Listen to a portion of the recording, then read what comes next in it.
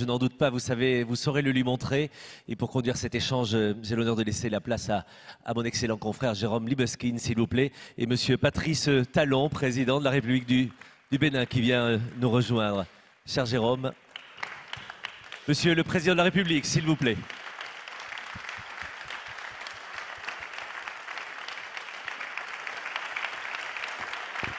Bonjour monsieur, bienvenue. Bonjour à toutes et bonjour à tous et bonjour Monsieur le Président Patrice Talon. Merci d'avoir répondu à l'invitation du MEDEF et de l'ensemble des entrepreneurs français.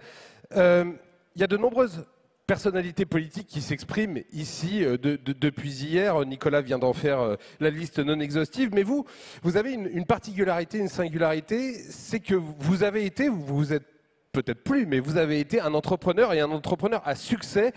Vous connaissez donc par cœur les défis du secteur privé. En quoi cette expérience de grand patron que vous avez été joue un rôle dans la manière dont vous exercez aujourd'hui votre mandat à la tête de votre pays, à la tête du Bénin?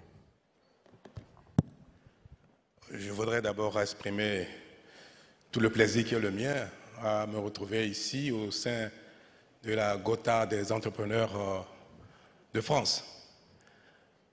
Et pour répondre à votre question, je veux dire que je partage avec tous ceux qui sont ici les mêmes éléments d'ADN. Nul n'est ici, en tout cas ne peut porter le titre d'entrepreneur ou de patron s'il ne possède les 3 ingrédients essentiels, nécessaires et suffisants.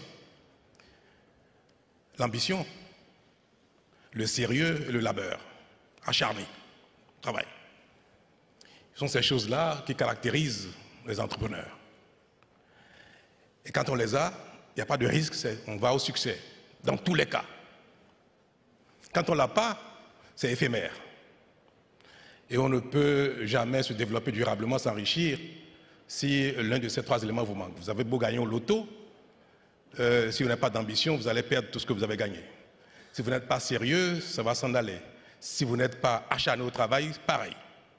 C'est pour dire, pour répondre à votre question, c'est pour dire que ce qui me caractérise personnellement et qui a fait l'objet, vous avez dit tout à l'heure, un entrepreneur qui a eu du succès à la tête du Bénin, oui, mais ce qui m'a caractérisé et qui constitue mon expérience personnelle, ce sont exclusivement ces 3 choses-là. De l'ambition, du sérieux et le labeur. Moi, je ne suis pas un génie et ce n'est pas nécessaire d'être un génie pour se développer dans la vie, pour avoir sa place et même pour s'enrichir. Ce n'est pas nécessaire. Et, Monsieur le Président? Alors, cela est valable autant pour les individus que pour les communautés humaines. Pareil donc pour un pays. Si dans un pays vous avez de l'ambition, collectivement, vous êtes sérieux, vous êtes laborieux, vous allez vous développer. Et c'est cela qui nous a manqué malheureusement, en tout cas à ce qui concerne mon pays, pendant longtemps. Je ne dirais pas que cela a fait défaut à tous les Béninois pris individuellement, parce que les hommes sont pareils partout, pris individuellement, mais parfois ce sont l'esprit communautaire ou bien les leaders des communautés qui n'ont pas ces ingrédients-là. Donc il a suffi pour moi, tout banalement, de mettre en œuvre ce qui a fait mon parcours personnel et mon petit succès, le constat de ce qui nous manque au Bénin, ce qui a manqué aux leaders, c'est l'ambition, le sérieux et l'acharnement au travail. Je l'ai partagé avec mes concitoyens et ça a été pratiquement la seule chose que je sais faire, mettre les gens au travail, faire les réformes pour que nous soyons plus sérieux, exprimer de l'ambition et être acharnés au travail. Cela appelle bien sûr que là où on n'a pas de compétences, on va les chercher, quel que soit le prix. C'est tout. Et c'est comme ça, c'est le sens de mon action à la tête du Bénin depuis quelques années. Et c'est ça le message que vous voulez porter ici aujourd'hui face aux entrepreneurs français qui sont... Ah non, je n'ai pas de leçon à donner à ceux qui sont là, ils le savent déjà. J'ai pas dit une leçon, j'ai dit un message. Le message que je voulais passer, c'est que le Bénin, depuis quelque temps, est devenu un pays qui a de l'ambition, notamment par ses responsables, et cela est largement partagé, sérieux et acharné au travail. C'est cela qui nous caractérise depuis, et on voit déjà les résultats. Et donc c'est ça le message que vous êtes venu porter pour dire aux aux entrepreneurs qui sont réunis aussi ici, qui sont aussi peut-être des investisseurs, que le Bénin est peut-être un pays auquel il faut penser quand on a envie de se développer en Afrique, un pays dans lequel, j'allais dire, il fait bon investir, entre guillemets? Et tout à fait, je ne vous le fais pas dire. Vous savez, l'Afrique est vue comme un continent à risque, de manière générale. Mais pire que ça, les pays d'Afrique sont vus comme, en général, comme des pays pas beaucoup sérieux, pas très sérieux. Ce n'est pas toujours faux, je viens de le dire. Mais il faut observer le parcours des pays africains, notamment le mien, le Bénin. Je l'ai dit quand j'étais en visite officielle en Norvège il y a quelques années, j'ai dit aux autorités norvégiennes, je suis venu ici pas pour solliciter quoi que ce soit, mais c'est pour vous demander de nous observer, de voir comment ce pays va évoluer dans les années à venir. Et aujourd'hui, ce que j'ai envie de dire aux entrepreneurs qui m'entendent, c'est le Bénin a changé. Et ce n'est pas le Bénin seul, beaucoup de pays sont en Afrique, c'est vrai. Il reste encore quelques insuffisances, quelques appréhensions en ce qui concerne un bon nombre d'entre nous, mais cela s'observe.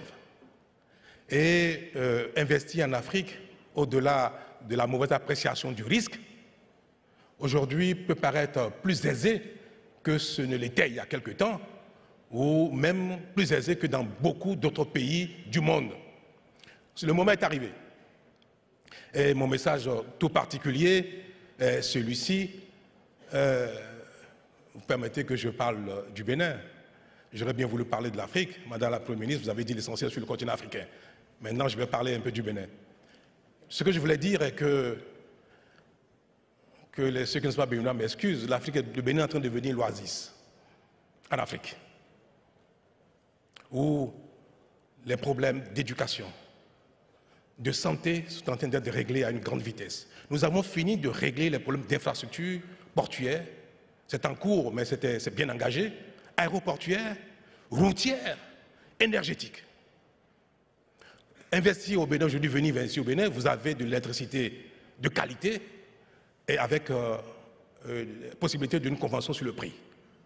On peut vous vendre de l'électricité moins cher qu'en Chine, au Bénin, aujourd'hui. En ces périodes de sobriété énergétique, ça a de la valeur. Je ne vais pas être trop long, le reste, je vous laisse. Mais juste pour qu'on ait une idée, vous dites que évidemment il y a une partie du travail qui a été accompli, il y a une partie du travail qui est encore à accomplir. Juste pour qu'on ait une idée, quelle est l'évolution des investissements privés, notamment français, l'évolution entre il y a quelques années et aujourd'hui? Est-ce que vous avez constaté que le travail que vous menez porte ses fruits et attire les investisseurs étrangers et notamment les investisseurs français? Ils sont encore faibles, il faut l'avouer. Aujourd'hui, l'État béninois reste l'investisseur essentiel, parce que nous avons beaucoup de retard à rattraper. Je viens de le dire tout à l'heure, en matière d'infrastructures, de l'eau, de l'énergie, du numérique, des infrastructures de communication. C'est en cours. Et nous avons avancé à un rythme effréné et le niveau auquel nous sommes aujourd'hui est très satisfaisant. C'est le moment d'intéresser les investisseurs étrangers à ce qui se passe au Bénin.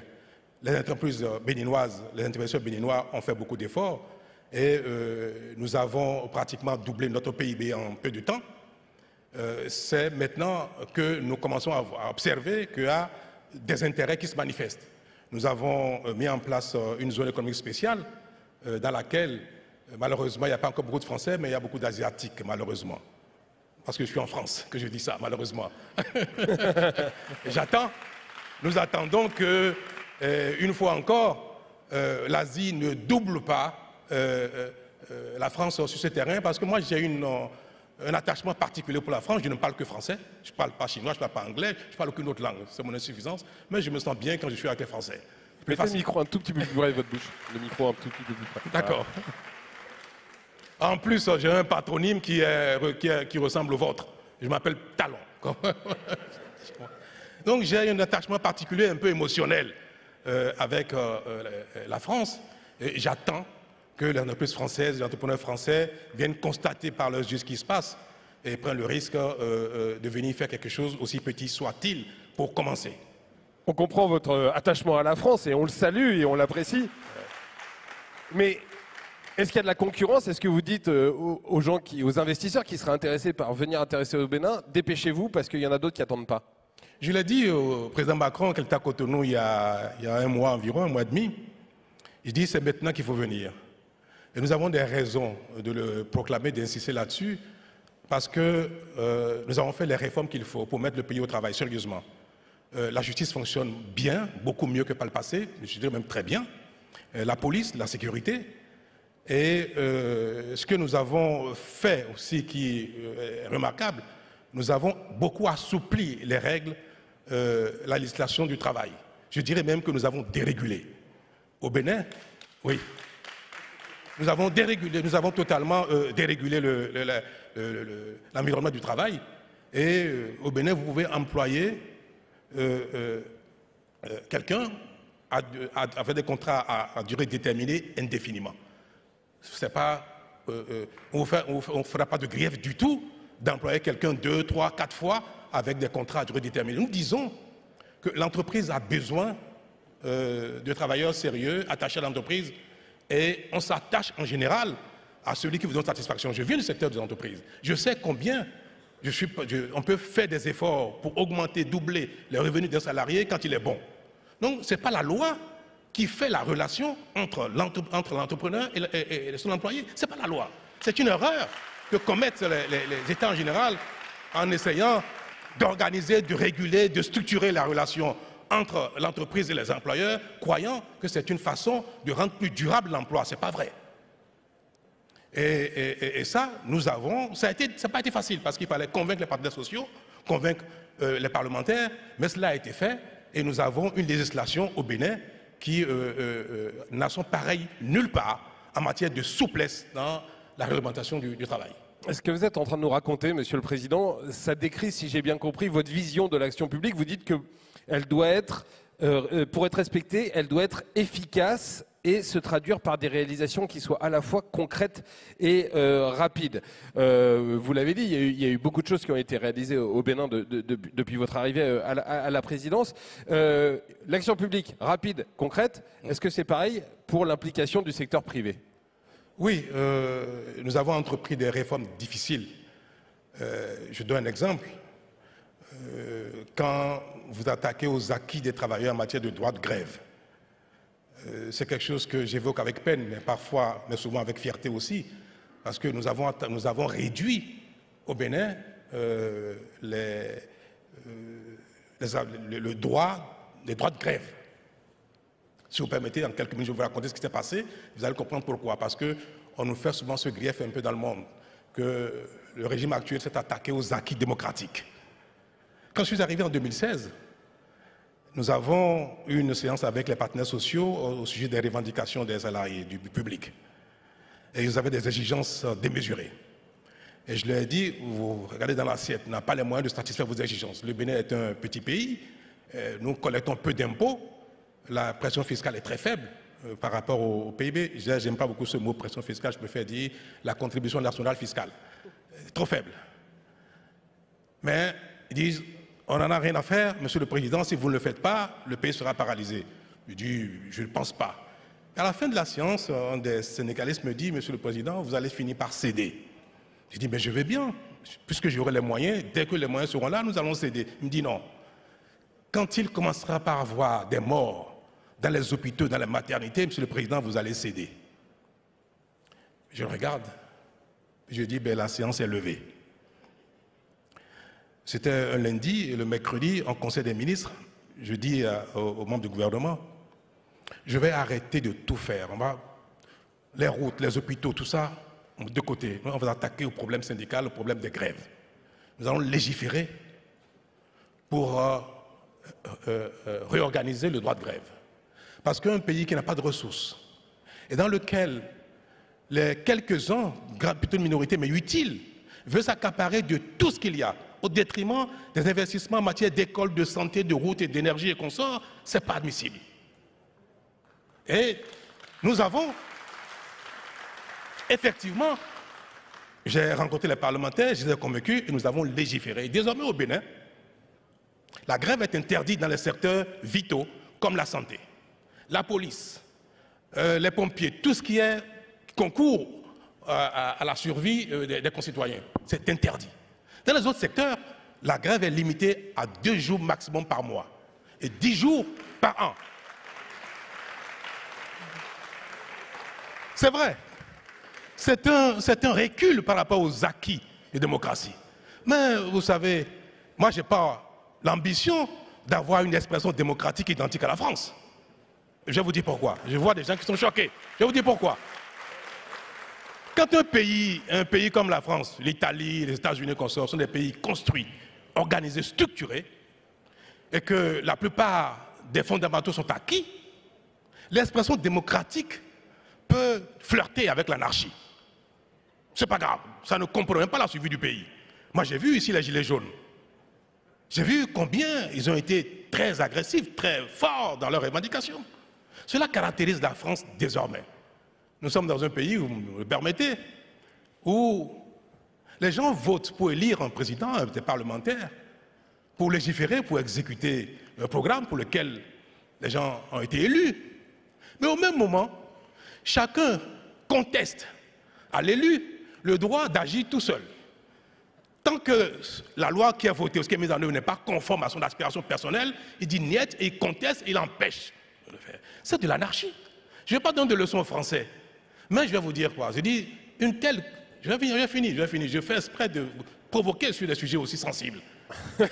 Et vous avez bien raison. Mais c'est juste. C'est juste pour que vous puissiez comprendre la problématique qui est la nôtre. Quand un pays est construit, on peut ne pas avoir un gouvernement pendant 6 mois. Sinon, on a vu en Belgique, ce n'est pas un problème. On peut contester tout ce qui se fait, le pays n'est pas véritablement paralysé. Vous êtes en train de nous dire que l'anarchie et la contestation, c'est un luxe? Là, l'anarchie et la contestation, ce sont des luxes. Ce ne sont pas des luxes, mais ça peut être. C'est pas préjudiciable à la survie d'un pays qui est déjà les fondamentaux. Mais quand un pays est à construire, ou notamment un pays dans lequel tout est à reprendre, vous avez besoin d'avoir une réglementation forte. Vous avez besoin que les gens respectent la loi, soient disciplinés. Et si l'expression démocratique qui doit s'exprimer, il ne faut pas souhaiter que ce soit pareil que ce qui est le cas dans les pays développés. Et c'est pour ça que le droit de grève tel que nous l'avons réformé au Bénin, on ne peut pas le faire en France. Parce que ce ne serait pas acceptable. Mais au Bénin, c'était devenu important, vital, primordial. Sinon, ce pays restera éternellement dans la pauvreté. Nous avons besoin de faire les efforts que vos parents, vos ancêtres ont fait il y a quelques années, quelques décennies, quelques siècles. La France a été construite par les efforts soutenus de vos ancêtres. Ce qui fait qu'aujourd'hui, vous avez quelque chose à partager et qui fait que vous avez besoin d'un système plus équilibré pour avoir un partage équilibré des choses. Les nôtres, dans nos pays, on n'a encore rien fait du tout.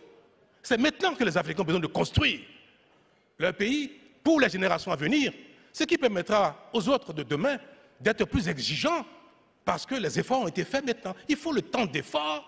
Et c'est pour ça que je voudrais dire à tout le monde que le Bénin est dans cette phase. Et ce que je dis est largement partagé par les Béninois. Et je peux, avec beaucoup de plaisir, vous dire que c'est un autre pays, le Bénin. Et que ce pays a déjà les faveurs des investisseurs, de tous ceux qui viennent voir de près ce qui se passe. Ils n'hésitent pas à faire l'investissement, à commencer à faire quelque chose au Bénin. Eh bien, on va s'arrêter là-dessus. Merci beaucoup, Monsieur le Président. Merci, Patrice Talon, d'être venu aujourd'hui parler avec autant de liberté et autant de transparence et autant de passion de votre pays. Merci beaucoup. Merci beaucoup. Applaudissons Monsieur le Président de la République du Bénin, s'il vous plaît, Monsieur Talon. Et merci Monsieur Libeskine également, cher Jérôme. Merci Geoffroy Roux de Bézieux avec vos équipes de nous inviter à des échanges aussi passionnants avec tous les représentants de ces pays et ça nous inspire beaucoup de choses. Merci infiniment pour ce joli moment. Je vais vous parler du programme bien sûr, de ce qui nous attend. On va se retrouver dans un instant avec Marc Landré et de très beaux invités également qui vont venir échanger avec vous pour parler de la renaissance notamment, mais industrielle aussi. On va en parler dans un instant. Je vous rappelle que tout au long de la journée, bien sûr, on se retrouve sur les planches pour la scène des licornes, à la librairie de Chan. N'hésitez surtout pas, c'est sur les planches. Allez retrouver tous les intervenants que vous avez sur scène qui vont...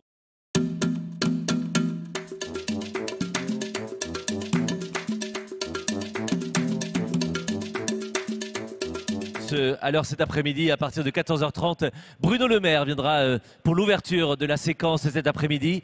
Notre ministre de l'économie, des finances, de la souveraineté industrielle et numérique, avec Ruth Elkrief en échange. On aura l'occasion de parler de tout cela. Et ce soir, on vous convie à un moment un peu particulier pour terminer la journée. Il sera 17h40 avec une invitée particulière d'RTL. Elle va venir quelques instants nous voir cet après-midi. Sandrine Saroche vous donne rendez-vous. Écoutez-la.